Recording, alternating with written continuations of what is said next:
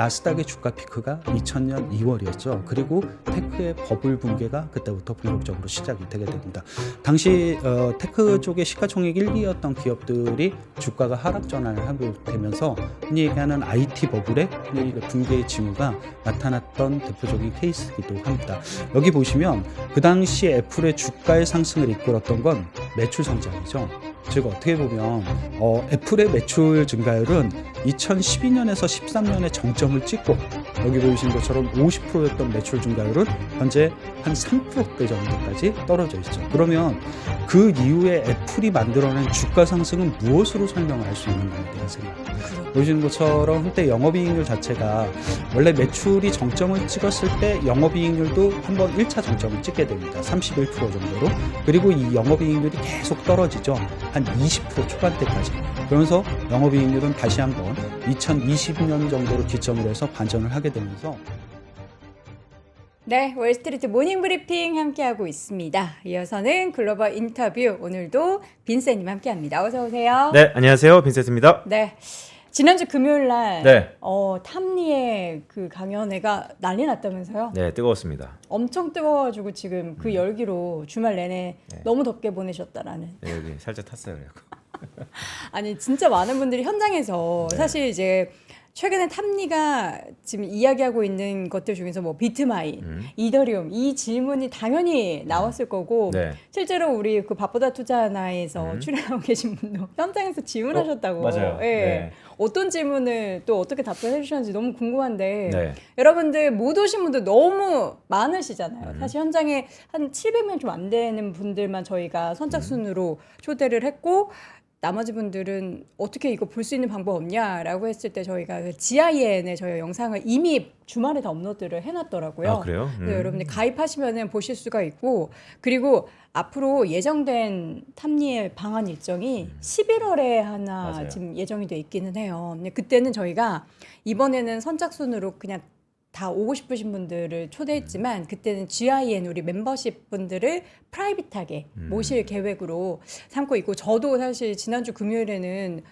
개인적인 일정이 있어서 못 갔는데 11월에는 무조건 미리미리 그 날짜 딱 찜해놓고서 무조건 가도록 하겠습니다. 자세한 내용은 영상 하단 링크 참조하셔서 GIN이 뭔지 제가 매일 얘기를 하지는 못하는데 궁금하신 분들은 꼭 한번 확인해 보셨으면 좋겠습니다. 근데 탐리가 결론적으로 그런 말씀하셨어요. 어떤 얘기요? 비트마인도 좋은데 지금의 미국의 주식시장이 분수령이다. 분수령? 네, 그래서 어떤 분수령이요? 네, 밀리면 산다. 네. 그런 얘기 하더라고요. 탐리도 밀싸 이렇게 얘기하셨어요? 밀싸. 네. 스탑앤고 뭐 이런 거 했는데. 예, 여러분들이 생각하시는 투자에 대한 궁금증, 특히 이제 탐리는 워낙에 미국 현지에서 많은 또 영향력을 갖고 계신 분이기 때문에 내용 궁금하시면 아래 녹화본 확인을 꼭 해주셨으면 좋겠고요. 자, 또 우리나라에서는 또 빈센님이 또 전략 짜주시고 왜요? 그 웃음 뭐죠? 저도 글로벌로 해주세요. 예. 글로벌. 네. 예, 글로벌 시장을 한국에서 한국말로 제일 잘하시잖아요. 아, 좋습니다. 자, 그러면 하루의 하나를 통해서 오늘은 어떤 얘기인지 궁금합니다. 보여주시죠. 네, 주말 사이 미국 시장 좀 뜨거웠습니다. 네, 뜨거웠는데 이견이 분분했던 얘기고요. 네. 오늘의 하루의 한마디는 자, 미국의 고용 시장이 예상치를 하회했습니다. 네, 화면을 제가 하나 준비했는데 자, 2000년부터 현재 2024년까지 월 평균 비농업 부분 취업자 수의 증감인데요. 네, 화면 한번 보여주세요. 그림인데, 자 지난 8월달, 그러니까 지난주에 발표했던 게 8월달 고용 지표거든요. 보시면 회색입니다. 22,000건. 근데 7월달은 또 79,000건, 6월달은 마이너스 감소했어요 오히려. 네. 그런데 저기 파란색은 2000년 이후의 평균치이고 회색은 올해 숫자거든요. 네. 보시면 1, 2, 3, 4월까지는 그런 대로 좀 선방하더니 5, 6, 7, 8은 예년 평균에 비해서 현저히 떨어지는 듯한 모습. 수치가 되게 이상해요. 네, 갈팡질팡하죠. 자, 그렇다 보니까 이게 왜 그럴까? 미국의 고용은 확실히 둔화세에 접어든 것 같다는 생각이 좀 듭니다. 하지만 간밤에 있었던 미국 시장에서의 키워드는 이러다가 침체 아닌가에 대한 우려거든요. 하지만 뭐 뒤에도 계속해서 말씀드리겠지만 미국의 고용 지표는 8월 달이 큰 폭으로 상향 조정될 가능성이 좀 높아 보여요. 계절성이 있어서. 자, 그런 의미를 보면 자, 다시 한번 하루에 한마디. 침체가 아니라면 이렇게 경기가 둔화된다면 우리는 9월 FOMC에서의 금리 인하 더구나 일회성이 아니고 연속된 금리 인하에 대한 기대가 높아진다라는 의미에서 침체가 아니라면 인하 요인으로 오히려 방점을 찍을 것이다. 자, 간밤 지난주에 있었던 미국의 고용 지표 분명 둔화된 건 맞지만 그렇다고 경기 침체까지 해석하는 것은 오바. 네, 이런 말씀을 드립니다. 사실 지금 이제 앞으로 나오는 그런 다양한 데이터들이 하나하나 나올 때마다 시장이 "헉, 뭐야 괜찮아? 아 그래도 경기는 이 정도 잡아주면서 또 금리 인하까지 해줬으면 좋겠다라는 그런 바람을 살짝 아닌가 긴가민가 이런 흐름들이 계속 이어질 수밖에 없는 구간인데 그럴 때마다 우리 빈센님께서 그거 아닙니다. 선 딱 그어주시고 여기까지입니다를 말씀해 주시는 게 하루에 하나의 역할인 것 같습니다. 맞습니다. 예, 우리의 흔들리는 멘탈을 딱 잡아주고 네. 그 다음에 이제 월요일에는 뭐 해야 되죠? 월요일에는 전략 만들어야 되잖아요, 맞아요. 우리가. 월요일날 전략이 가장 중요해요. 한 주를 시작하는 월요일. 그쵸. 이제 이분과 함께 우리는 만을 향해서 네. 예, 이제 만을 향해서 여러분 같이 가는 겁니다. 네. 하나증권 글로벌 투자분석실 이재만 실장 함께합니다. 어서 오세요, 실장님. 안녕하세요. 어서 오세요. 안녕하세요. 예. 안녕하세요. 만 되는 날, 예, 여기 앞에서 이제 촛불 킬 거예요. 만 해가지고. 아, 그러니까. 네. 그저 S&P 500이 만 되는 날, 네. 코스피도 만 되는 날이 있었으면 좋겠는데. 코스피 만. 돼야죠. 네. 가야죠. 만 가야죠, 우리도. 그쵸. 언제까지 3천에서 이렇게 왔다 갔다 할 거예요. 그래서 이제 3천을 한 지가 되게 시간이 오래 지났기 때문에 맞아요. 예, 좀 더 많이 올라갔으면 좋겠다는 네. 생각은 그냥 대부분 투자자들이 바라는 부분이고 저 역시도 마찬가지인 것 같습니다. 그렇죠. 네. S&P 500 만 가고 코스피도 만 가자. 예, 여러분들의 계좌가 한 3배 정도 불어나는 그날까지 저희는 계속 달려보도록 하겠습니다. 자, 실장님. 이번 주의 주요한 내용, 그러니까 지금 미국 시장을 바라봤을 때 어떤 내용들을 우리가 또 포인트로 잡아봐야 되는지 오늘도 4가지 크게 주제를 가지고 오셨어요. 네, 아무래도 이번 주에 좀 생각해 보실 주제들에 대해서 좀 간략간략하게 말씀을 드리면 아까 빈센트가 말씀하셨듯이 지난주에 미국의 고용 지표가 발표가 됐습니다. 예상치를 어느 정도 하회했으니까 이제부터 좀 생각을 해보는 건 미국 증시가 최근에 변화하고 있는 핵심의 변수 포인트들 이런 것들이 무엇일까라는 생각을 하나 하고 두 번째로 좀 생각을 해보면 이게 가능성이 그렇게 높아 보이진 않는데 또는 이제 미국의 10년물 국채 금리가 추세적으로 하락한다면 어떤 업종들이 이렇게 부각이 되고 새롭게 떠오를 수 있는가에 대한 생각 아마 이런 것들도 지난주에 미국 금리가 10년물 국채 금리가 4.0 정도까지 내려왔으니까 한번 좀 생각해 볼 수 있는 부분이 될 것 같습니다. 그리고 지금과 같은 금리 인하가 아까 말씀을 주셨듯이 침체가 아니면 인하라고 했었는데 네. 현재 이런 기준금리 인하는 대부분 다 보험성 기준금리 인하라고 얘기를 하기 때문에 네. 과거에도 보험성 기준금리 인하가 있었습니다. 그러면 그 금리 인하 이후에 주도주에 혹시 어떤 변화들이 있었을까에 대한 생각 이런 것들도 한번 되짚어 볼 필요가 좀 있다라고 생각을 갖고 있고요. 그래서 네. 결론으로는 주도주가 갖고 있는 역할론들에 대해서 다시 한번 재정립이 좀 필요할 것 같습니다. 어떤 이유로 주도주는 탄생하고 그 주도주가 성장을 하게 되고 그리고 어떤 이유로 주도주가 소멸을 하게 되는지 중요한 변수들에 대해서 잠깐 설명을 드리도록 하겠습니다. 되게 중요한 것 같아요. 오늘 이 전략을 시작하기 전에 자 주도주의 탄생과 성장 그리고 소멸이잖아요. 네. 지금은 어느 단계입니까? 근데 이제 주도주들이 탄생하는 주도주들도 있고 소멸하는 것도 주도주들도 있고 이제 성장한다는 건 주가가 한 번 더 올라갈 수 있는 주도주에 대한 의미인 것 같습니다. 근데 탄생과 성장과 그 흔히 얘기하는 소멸에는 굉장히 간단한 변수들이 몇 개가 좀 필요하게 됩니다. 그런 변수들을 갖고 현재 이제 새롭게 올라올 수 있는 주도주군들 아니면 이제 성장할 수 있는 주도주군들 이런 것들을 좀 구별해서 볼 필요는 좀 있으실 것 같아서 말씀을 좀 드리려고 합니다. 이게 무언가는 살아나고 무언가는 다시 소멸하고 무언가는 조금 더 레벨이 업이 되는 게 있다라는 것을 잠시 후에 알려드릴 거니까요. 여러분 채널 고정하시기 바라겠고요.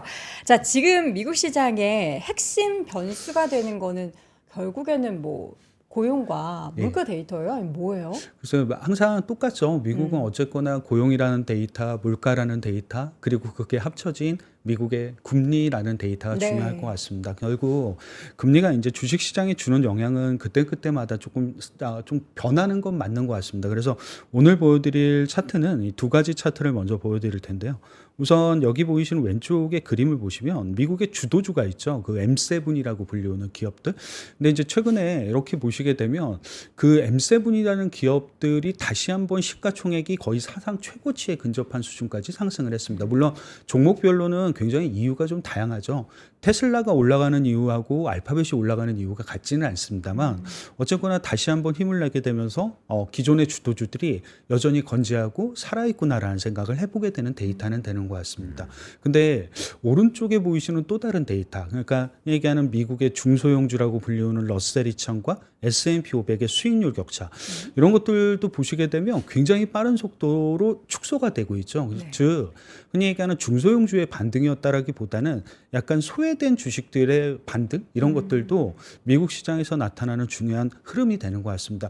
양립하기가 좀 어렵다라는 생각은 갖고는 있는데 그쵸. 한편으로 보게 되면 양립하기 어려운 게 현재는 동시에 나타나고 있는 특징들, 이런 것들을 좀 보여주는 게 최근 미국 증시가 보여주는 가장 특징적인 좀 변화라고 생각을 하실 수 있는 부분이 될 것 같습니다. 실장님 말씀 주셨던 것처럼 양립할 수 없는 현상들이 동시에 나타나는 것이 복귀해 보면 그럴 때가 분수령인가요? 저게 두 개가 계속 저렇게 할 수는 없습니다. M7이 계속 가고 흔히 얘기하는 소외주들이 계속 반등하고 이런 것들은 조금 공존하기에 그 시간 자체가 길지는 않을 거라고 생각합니다. 한쪽으로 기울어질 가능성이 좀 높지 않을까라는 생각을 가지고는 있습니다. 결국에는 그러면 실장님 보시기에는 어느 쪽으로 기울어질 것 같은데 지금 시장은 사실 네. S&P가 많이 올랐으니까 이게 네. 퍼져서 그동안의 이제 흐름이라면 금리 인하에 따른 수혜주, 중소형주 쪽으로 기울 것이다가 다들 예상하는 그냥 그 방향이잖아요. 예. 아무래도 그 부분에 대한 생각 자체는 조금 금리 인하하고 맞물릴 수밖에 네. 없고, 그리고 9월달 FOMC 회의에서 금리를 인하하고 이게 한 번 더 인하, 뭐 12월에 금리 인하 가능성, 이런 것들이 실제로 9월 17일 날 금리 인하가 되고 그 다음에도 그 확률이 12월 달께 높아진다라고 하게 되면 아까 보셨던 그 오른쪽의 그림 러셀 2000의 반등 그리고 반격, 이런 것들이 조금 더 진행될 가능성은 높다라고 보실 수 있는 부분이 될 것 같습니다.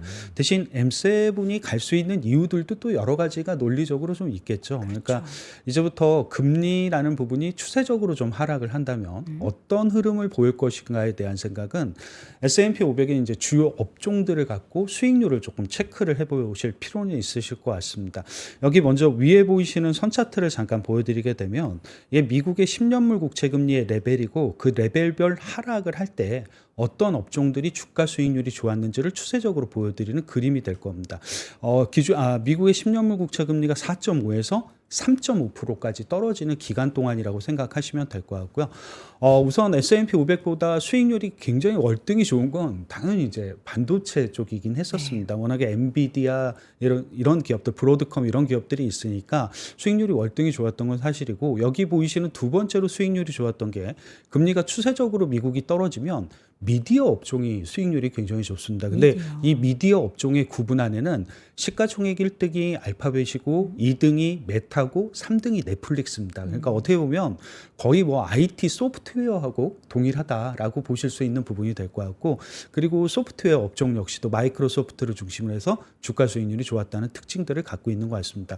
근데 여기 보이시는 이 세 개의 업종에는 모두 다 현재 미국의 M7 기업들이 다 들어가 있는 거죠. 그러니까 한번 좀 생각해 보면 금리가 떨어지고 낮아진다라고 해서 M7의 저 견조함이라든가 이런 게 크게 흔들리지도 않을 수 있겠구나라는 생각을 한번 좀 해볼 수 있는 내용인데, 아래쪽에 보이시는 그림은 좀 다르죠. 그러니까 이거는 최상위 제가 업종들을 좀 보여드렸다라고 하게 되면 차상위 업종들도 있습니다. 반격하는 업종들이 되겠죠.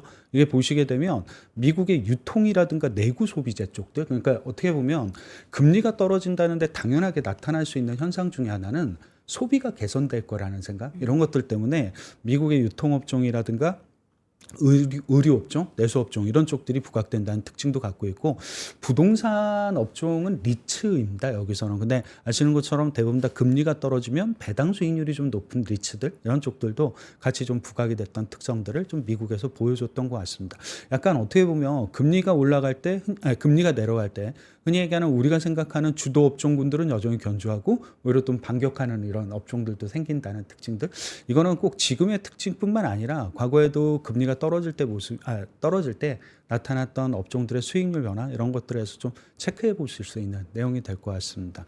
약간 이거를 한국 쪽으로 같이 이렇게 좀 설명을 드리면 거의 비슷합니다. 그러니까 최근에 미국의 10년물 국채 금리가 똑같이 한 4.5에서 한 3.5까지 떨어진다는 그 가정하에 여기 보이시는 것처럼 실제로 우리나라에서 수익률이 가장 좋았던 업종은 최근에 우리나라 다 흔히 얘기하는 주도 업종이죠. 조선도 있고 방산도 있고 증권도 있고 아마 이런 식으로 거의 주도 업종들이 크게 변하지 않았다는 특징들도 갖고 있는 모습들. 근데 이제 약간 우리나라에서도 미국의 10년물 국채 금리가 떨어지면 반격이라든가 조금 더 상승세를 빠르게 진행하는 업종들이 또 다르게 있죠. 그러니까 예를 들면 우리나라 반도체라든가 소프트웨어, 헬스케어 이런 쪽들이 미국의 10년물 국채 금리가 떨어질 때 새롭게 좀 부각되는 업종들 정도로 생각을 하시면 될 것 같습니다. 약간 아까 보셨던 양립하기 어려운 것들이 같이 공존하는 모습이 금리가 추세적으로 하락을 할 때 나타나는 특징들이라고 보실 수 있는 내용들도 될 것 같습니다. 주말 사이에 미국의 10년물 국채가 큰 폭으로 하락하면서 맞습니다. 지금 4% 초반까지 내려온 상황이잖아요. 네. 그러면 화면에 아까 보시는 것처럼 그러니까 미국의 기준금리 기준으로 보면 4.5에서 네. 지금 한 4%까지 왔으니까 이게 9월 FOMC 끝나고 또 3자를 보면서 내려갈 가능성이 높다. 네. 라고 생각하시면 조금 아까 보셨던 뭐 기존의 주도주들이야 워낙에 관심도 많으시고 다들 많이 갖고 계실 수 있는데 조금 주도주에서 밖으로 좀 소외된 것들 예를 들면 미국의 유통이라든가 부동산 의류, 내구 소비 물론 아주 종목들이 많은 쪽들은 아니긴 합니다만 이런 쪽들이라든가 한국 같은 경우는 기존 주도주들이었던 뭐 조선 방산 이런 것들도 분명히 있겠습니다만 그래도 한 번쯤 이제 생각해 보실 수 있는 소프트웨어, 제약 바이오, 뭐 반도체 이런 쪽들도 조금 더 부각될 수 있다는 시사점 특징들은 좀 갖고 있는 것 같습니다. 이게 저희가 이제 매주 월요일보다 오시잖아요. 지난주에 제 기억에 이런 것 같아요. 9월 달에 계절적으로 조금 조심스러워야 되는데 가장 근간에는 10년물 국채 금리가 잘 안 떨어질 거다. 그러면 약간의 뷰가 바뀌었다라고 봐야 되는 건가요? 아니면 최근에 생각보다 8월 달 미국의 고용 지표가 예상보다 급락까지는 아니지만 크게 둔화됐기 때문에 일단 기준금리 인하 쪽의 전략을 먼저 피자라는 쪽인가요? 아무래도 금리 인하 쪽의 가능성을 먼저 좀 생각하면서 말씀드린 내용일 것 같습니다. 이게 그렇다고 해서 금리가 굉장히 빠른 속도로 떨어질 거라는 생각 자체를 바꿨다라기보다는 기준금리 인하 시점이 거의 임박해져 있으니까 한 번쯤 그 금리 인하라는 성격을 가지고 이제부터 시장을 바라보는 이런 아이디어들이 좀 필요하지 않을까 해서 말씀을 드린 내용이기도 합니다. 이게 근데 과거와 좀 비교를 해보는 자료를 네. 같이 가지고 오셨는데 95년도면은 네. 30년 전 제가 이제 초등학교 있어요. 5학년 때 있어요. 이때랑 뭐가 다른 걸까요? 물론 이때를 가지고 오신 이유가 다른 거는 이제 산업 구조라는 게 굉장히 달라졌겠죠. 그렇죠. 주식시장은 뭐 그거는 당연한 건데 가끔씩 이제 과거에 현재하고 비슷한 성격의 기준금리 인하가 있었다라고 하게 되면 그 시절에는 어떤 것들이 업종들을 변화시켰고 지수를 변화시켰는지도 한번 좀 생각해 보실 수 있는 부분이 될 것 같습니다. 네. 특히 아까 말씀해 주신 그 1995년 같은 경우는 제가 그림을 하나 잠깐 보여드리게 되면 여기 왼쪽에 보이시는 막대 그래프가 미국의 GDP 성장률입니다. 근데 일반적으로 생각할 때 연준이 기준금리를 인하할 때는 대표적으로 다 미국의 경기가 침체죠. 근데 95년 같은 경우는 금리 인하 시점이 1995년 7월, 즉 하반기 들어서게 되면서였는데 이때 당시 보시게 되면 미국의 경기가 침체였다라고 보기는 어렵습니다. 그냥 성장률이 좀 둔화됐고 GDP 성장률이 QOQ로 1% 정도대를 기록을 했었습니다. 근데 이때 연준은 기준금리를 95년에 7월 달에 한 번 인하를 해줬고 12월 달에 한 번 인하를 하게 됩니다. 오히려 공교롭게 지금과 좀 비슷하게 25bp씩 그때 당시도 기준금리를 인하했던 특징을 갖고 있습니다. 오른쪽의 그림이 현재의 미국의 모습입니다. 물론 이제 GDP 성장률 전망치 그리고 기준금리 전망치는 예상치긴 합니다만 뭐 좀 보시게 되면 미국의 성장률 자체가 향후에 마이너스 성장률을 기록할 거라는 생각은 하진 않으시죠. 대부분 다 한 1% 정도의 성장률을 가질 거라고 생각을 하는데 보시게 되면 금리 인하에 대한 기대감이 굉장히 크게 많이 묻어져 있는 상황인 것 같습니다. 그렇죠. 어떻게 보면 경기가 침체가 아니고 경기 둔화를 좀 방어하기 위해서 그래서 금리 인하를 할 거라는 생각을 갖고 있고 그게 아까 처음에 말씀드렸던 그래서 보험성 금리 인하라는 얘기를 많이 하게 되는 부분을 좀 갖고 있는 것 같습니다. 네.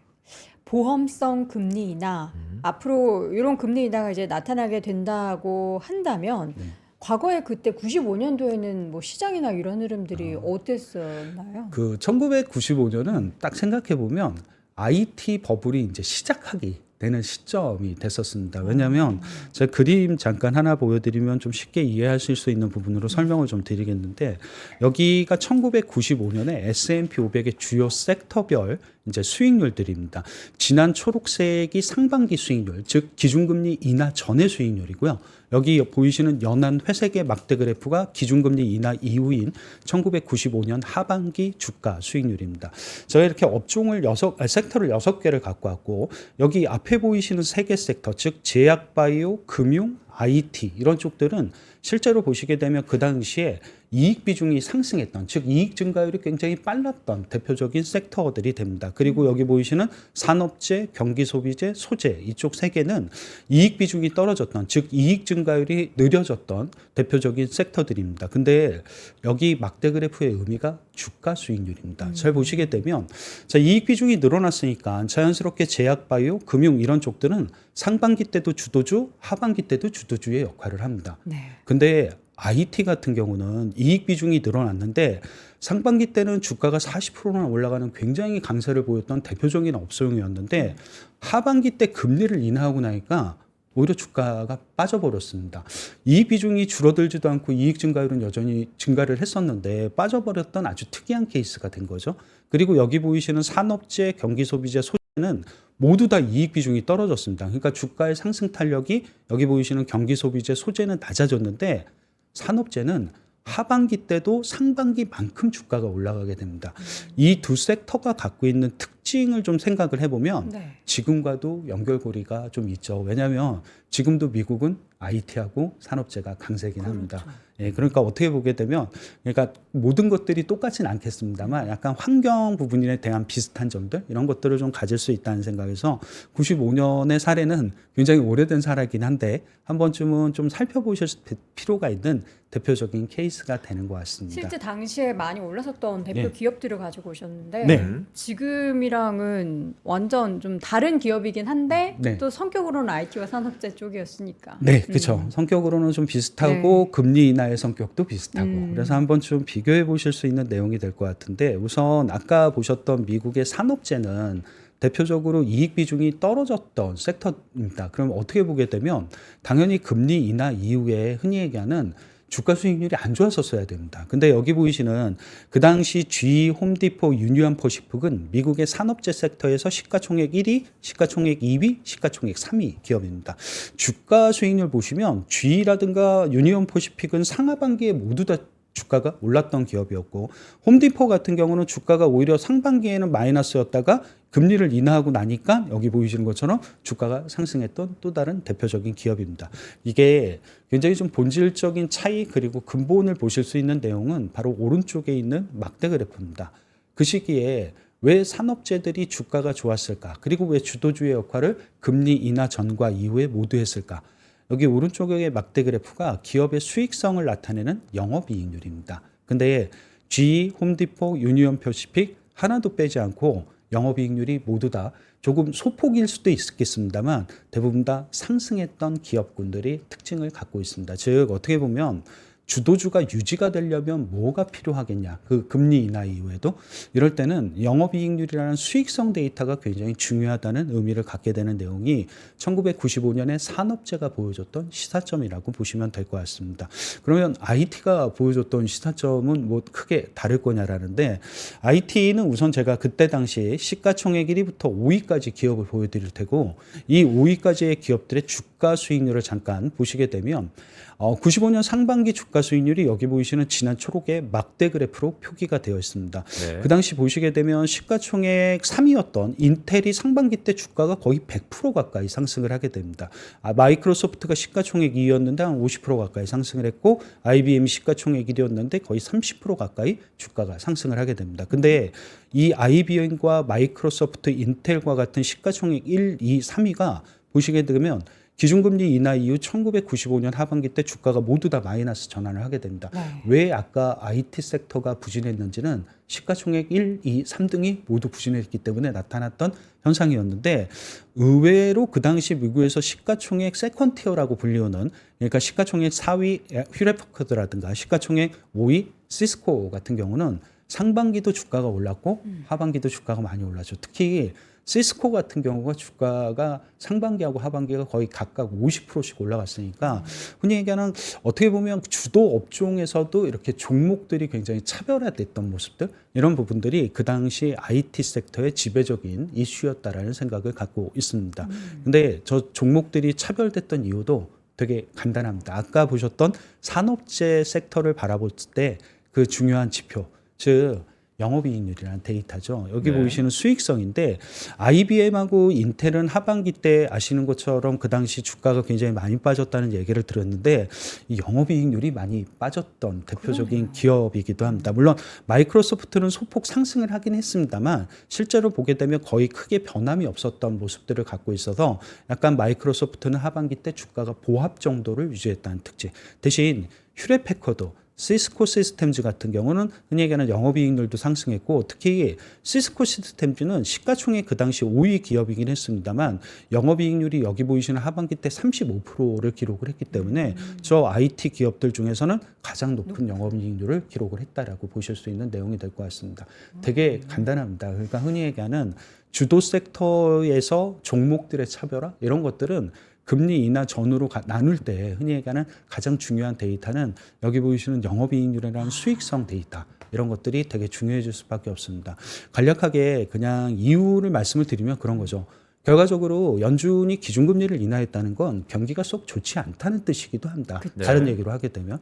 근데 경기가 좋지 않은 상황에서도 자기 수익성을 유지하고 수익성이 오히려 높아지는 기업들은 굉장히 선별적이고 차별적으로 강세를 보일 수 있다는 하나의 내용이 될 수도 있다는 특징과 두 번째로는 어쨌거나 사람이 성장을 하게 되면 경쟁자들이 많아지게 됩니다.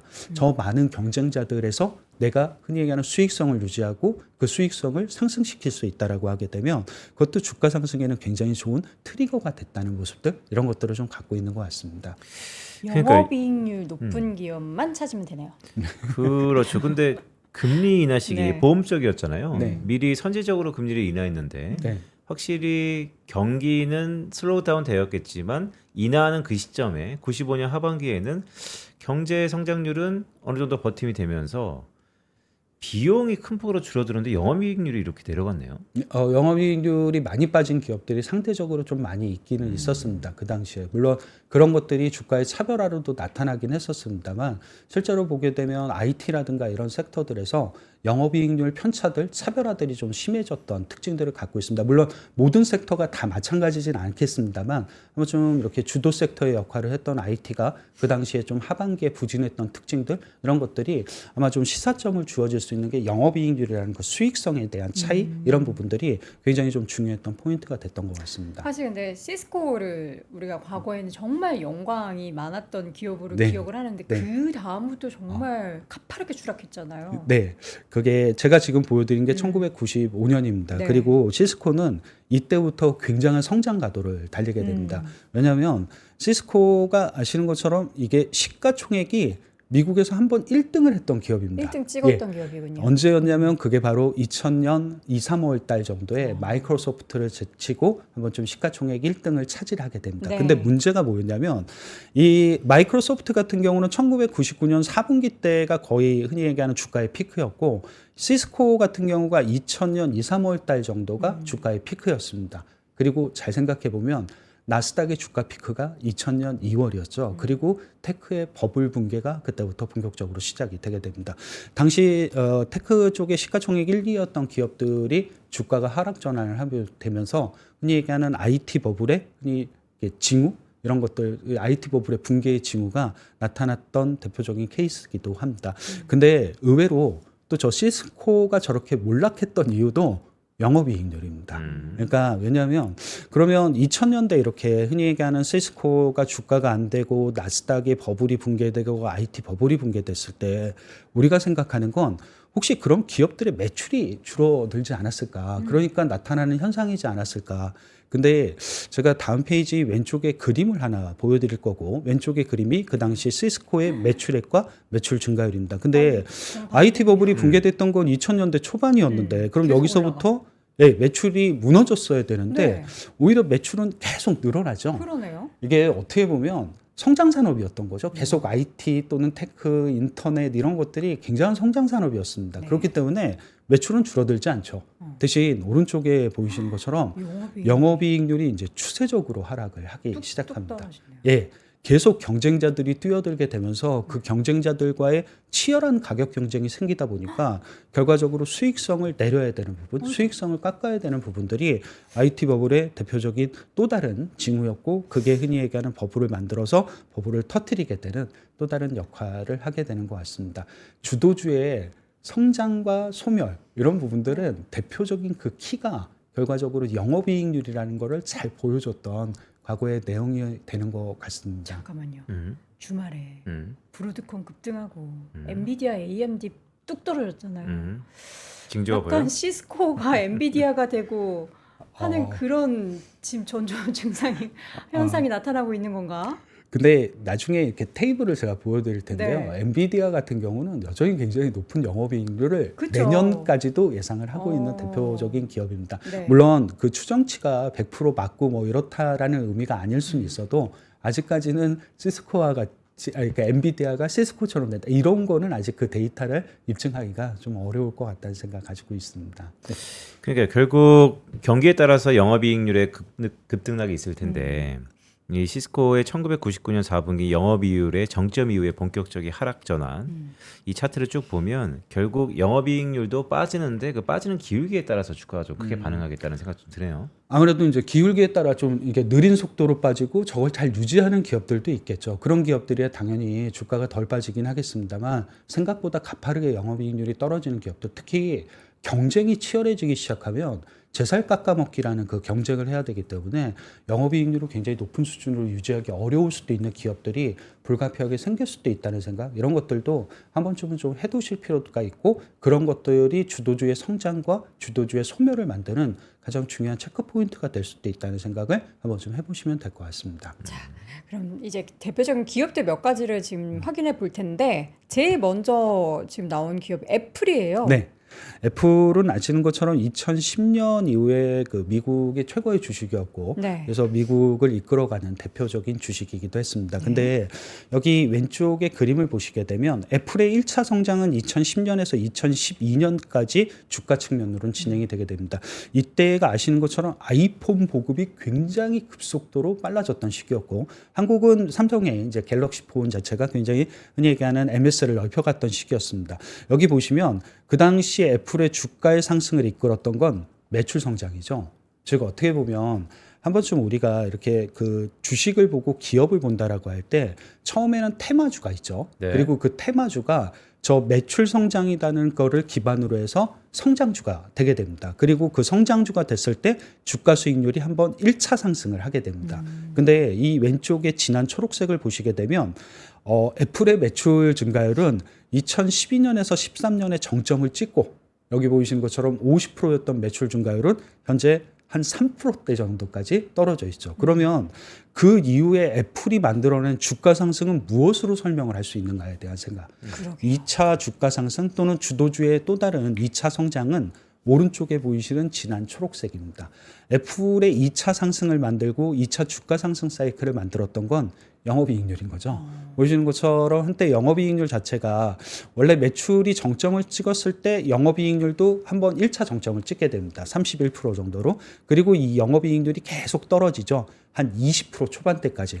그러면서 영업이익률은 다시 한번 2020년 정도로 기점을 해서 반전을 하게 되면서 현재 영업이익률은 애플 같은 경우가 과거 매출액 정점 정도 수준까지 와 있는 정도로 영업이익률이 높아진 거죠. 물론 그 이후에 이제 애플의 액세서리들이 굉장히 잘 팔렸습니다. 수익성 좋고 서비스 매출도 예, 되게 좋았고 굉장히 좋아졌던 특징을 갖고 있어. 그러니까 어떻게 보면 물론 그 아이폰을 팔아서의 예전만큼의 영업이익률은 안 될 수는 있어도 실제로 다른 방식을 통해서 이렇게 영업이익률을 높이면 주가는 한 번의 1차 상승 그리고 두 번째 2차 상승을 만들어냈던 주도주의 모습들, 이런 것들. 즉 흔히 얘기하는 우리가 생각하는 주도주의 탄생은 다른 게 아니라 테마주였다 결과적으로 매출 성장을 이룰 때 처음에 1차 상승을 한다는 특징들을 잘 보여줬던 애플의 특징이 되는 것 같습니다. 당연히 흔히 얘기하는 주도주의 성장은 또 한 번 영업이익률을 했다는 부분, 이런 부분들을 갖고 있는 것 같습니다. 근데 이거는 굉장히 재반복이 많이 되게 됩니다. 그러니까 반복이 많이 된다는 건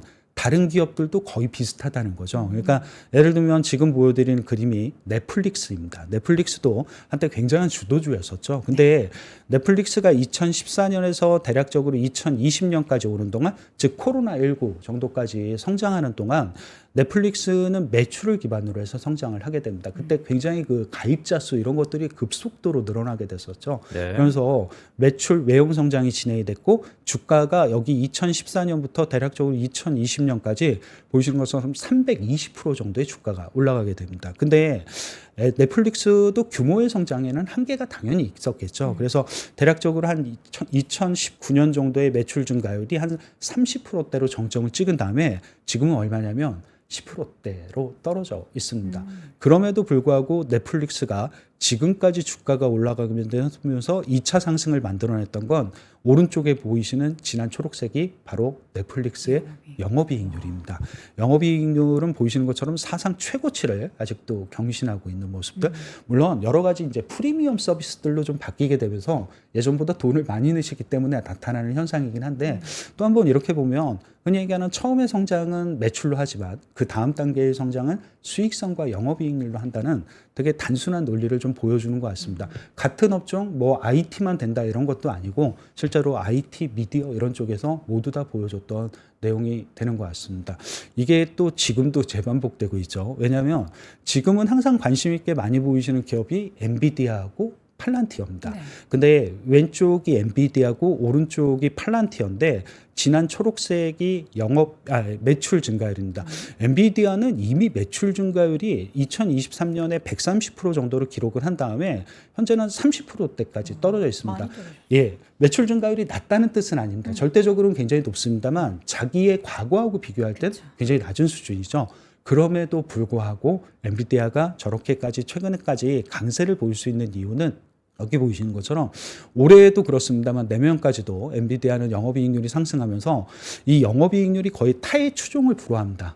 67%의 영업이익률을 갖고 있기 때문에 그래서 이런 것들이 주가 상승에 대한 이런 것들을 만들어내는 초석이라고 보시면 될 것 같고요. 오른쪽에 보이시는 연한 회색 선이 팔란티어의 영업이익률입니다. 물론 엔비디아보다는 절대값이 좀 낮은 수준이긴 합니다만 그래도 내년까지 꾸준히 팔란티어 같은 경우도 영업이익률이 높아지게 되면서 대략 47% 정도의 영업이익률 사상 최고치를 경신할 거라는 생각. 물론 팔란티어도 오른쪽 그림에 진한 초록색 선 보시게 되면 올해를 정점으로 해서 매출 증가율은 떨어질 거라고 보고 있지만 저런 수익성이 높아지면서 2차 상승을 기대하게 만드는 또 다른 기업들이라고 보시면 될 것 같습니다. 이 말씀을 쭉 들어보니까 사실 핵심이 이제 영업이익률인데 네. 애플은 보급률이 완전히 다 거의 100%에 가까운 상황에서 영업이익률이 올라갔던 것은 다양한 제품 비즈니스 수익원의 다변화잖아요. 네. 뭐 굿즈도 있었고 네, 네. 뭐 서비스도 있었고 그런 것처럼 각각의 기업들이 영업이익률이 계속해서 유지하고 오를 수 있는 그 원인들이 있을 텐데 네. 그 공통적인 원인들이 혹시 성장인가요? 아무래도 이제 성장도 있습니다만 네임밸류도 있는 거죠. 아. 브랜드 가치라는 것 자체. 그러니까 애플이 갖고 있는 브랜드 밸류, 넷플릭스가 갖고 있었던 브랜드 밸류, 엔비디아 갖고 있는 브랜드 밸류도 굉장합니다. 그러니까 저렇게 높은 수익성을 유지할 수 있을 거고 결국 팔란티어 같은 경우도 흔히 얘기하는 국방 관련 소프트웨어 이런 것들을 납품할 수 있는 기업들이 많지 않다는 그 희소성에 대한 가치 이런 것들이 영업이익률로 다 표현이 되는 내용들이 되는 것 같습니다. 실제로 우리가 보는 그 밸류에이션이라는 부분의 PER 이런 것들을 높이는 대표적인 방법은 영업이익률이 높아지게 되면 PER이 높아지게 됩니다. ROE가 높아지면 PBR이 높아지는 것처럼 이렇게 생각하시면 저 영업이익률이라는 데이터는 생각보다 굉장히 중요한 데이터가 됐다라는 생각도 해보실 수 있는 내용이 될 것 같습니다. 그러니까 앞으로 주가가 더 오를 주도주를 찾을 때는 사실 영업이익률도 봐야 되지만 매출이 또 꺾이면 안 되잖아요. 네. 근데 이제 증가율 자체는 예전만큼 그렇게 높게 나오기는 어렵습니다. 그러니까 증가율, 매출 증가율이 매년 100%씩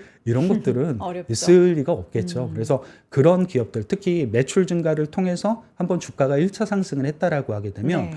결과적으로 2차 상승은 어떤 것들이 만들어낼까에 대한 생각은 그 기업들은 영업이익률이 꾸준히 높아지느냐, 사상 최고치를 계속 경신하느냐, 아마 이런 부분들이 주도주들 중에서 주도주의 또 다른 성장을 만들어낼 수 있는 2차 상승을 만들어낼 수 있는 주도주들이 될 수도 있다라는 생각 가지고 있습니다. 지금 그래서 우리 또 실장님께서 매주 쪽집게 선생님처럼 네. 빨간 펜을 딱 그어주는 기업들 순서를 이번에도 가지고 오셨는데 항상 1등에는 엔비디아가 늘 있어요. 네. 네. 이게 왜냐하면 지금 최근에 3년 동안 미국에서 주가가 많이 올라간 기업들, 그러니까 S&P 500보다 이제 주가 수익률이 좋고 플러스를 냈던 기업들인데 여기 보시면 그 중에서 올해도 그렇고 내년도 그렇고 계속 이제 영업이익률이 상승할 수 있는데 물론 추정치니까 나중에 이 추정치 변화도 관심 있게 좀 보시긴 하셔야 총 되겠습니다만. 상위 순입니다. 네, 시총 상위 순이고요. 보시는 것처럼 엔비디아가 항상 들어가 있죠. 엔비디아가 있고 그 다음이 알파벳, 오라클, 넷플릭스, 팔란티어 이런 기업들이 여기에 다 포함이 되게 됩니다.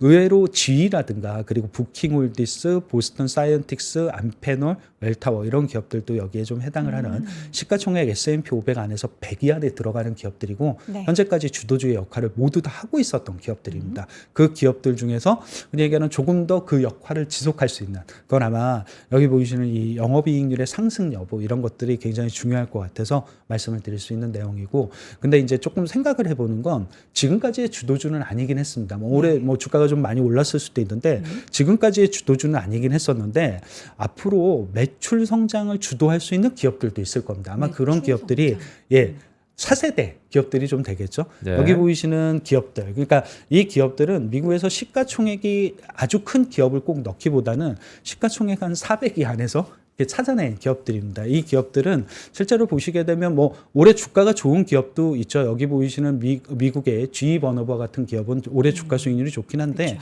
전체적으로 뭐 3년 정도 누적한 주가 수익률이 아주 좋다라고 보기는 어렵습니다. 그냥 소소한 정도, 그냥 평균 정도로 생각하시면 될 것 같고 대신 이 기업들은 내년을 보시게 되면 매출 성장을 주도하는 기업들이기도 합니다. 여기 보이시는 RTX라는 기업 그리고 GE 버너버와 같은 미국의 산업재 분들의 컨셉들 기업들도 있고 시노십스라든가 오토데스크라든가 퍼스널과 같은 기업들도 있습니다. 이게 퍼스널과 같은 기업들은 미국에서 볼트 너트를 만드는 특수성이 좀 있는 기업들입니다. 네. 그러니까 한번 좀 굉장히 니치 마켓이긴 한데 그래도 저렇게 꾸준하게 매출 성장을 지속할 수 있다는 점도 한번 좀 생각해 보실 수 있는 내용이고 힐패커드 엔터프라이즈라든가 젠 디지털 이런 기업들도 여기에 좀 해당을 하고 의외로 이제 텍사스 퍼시픽과 같은 에너지 기업들도 매출 성장을 꾸준히 이뤄낼 수 있는 기업들로 평가를 받고 있습니다. 한번 이렇게 보시면 이 기업들은 앞서서 보셨던 기업들보다는 현재 주가 수익률이 높지는 않습니다만 가끔씩 매출 성장이 흔히 얘기하는 주도주를 만들어내는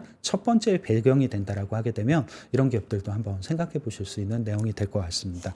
약간 뭐 이거를 한국에 이렇게 입혀서 말씀을 드리면 한국도 최근 3년 동안 우리나라 주가 상승이라든가 코스피 상승을 이끌어냈던 대표적인 주도 업종들이 있고 그중에서 올해 내년까지도 영업이익률이 계속 꾸준히 뭐 사상 최고치를 경신할 수 있는 기업. 미국의 엔비디아가 있다면 한국은 하이닉스가 있죠. 그래서 하이닉스의 영업이익률 물론 약간 이제 인센티브에 대한 우려들 이런 것들이 좀 있으니까 차후에 좀 논란이 될 수는 있겠습니다만 아직까지는 영업이익률이 높고 그리고 우리나라는 대표적으로 아직 좀 산업재들이 좀 많이 있습니다. 보이시는 한화 에어로스페이스와 같은 방산, 한화 오션이라든가 삼성중공업과 같은 조선, 효성중공업과 같은 약간 기계기업 이런 쪽들. 근데 의외로 알테오젠이라든가 이런 그리고 파마 리서치와 같은 이런 제약바이오라기보다는 좀 더 바이오 쪽에 가까운 이런 기업들도 있으니까 한번 관심 가지시고 보시면 이런 기업들도 괜찮을 수 있다는 생각들을 좀 말씀드릴 수 있는 내용이고 마지막 장은 아마 우리나라에서도 매출 성장을 좀 진행할 수 있는 기업들 이런 기업들 뭐 셀트리온이라든가 네이버, 크래프톤, 네임보 로보틱스 이런 기업들도 있으니까 같이 한번 이렇게 같이 보시게 되면 긍정적인 좀 아이디어를 낼 수 있는 부분이 될 것 같습니다. 네, 저희가 이 자료는 또 신의 자료실에 올려둘 예정이니까요. 여러분들 관련한 자세한 데이터들 꼭 확인을 해보셨으면 좋겠습니다. 앞으로 주도주가 될 종목, 내가 주도주가 될 상인가라고 이렇게 이야기하는 기업들 저희가 딱 이제 순서대로 해뒀으니까 꼭 참고해 두시기 바라겠고요. 오늘 하나증권 글로벌 투자분석실 이재만 실장 이제 그만 보내드리도록 하겠습니다. 고맙습니다. 네, 감사합니다. 감사합니다. 자, 월스트리트 모닝 브리핑 월요일 날 이렇게 한번 쫙 정리를 해드리면 한 주 동안 이렇게 가야겠구나, 이제는 이런 공부를 좀 해봐야겠구나라는 생각 드실 텐데요. 내일도 여러분 알찬 내용으로 다시 돌아올 테니까요. 기대 많이 해주시고요. 저희는 내일 오전 6시에 다시 돌아오겠습니다. 여러분 오늘도 고맙습니다. 고맙습니다.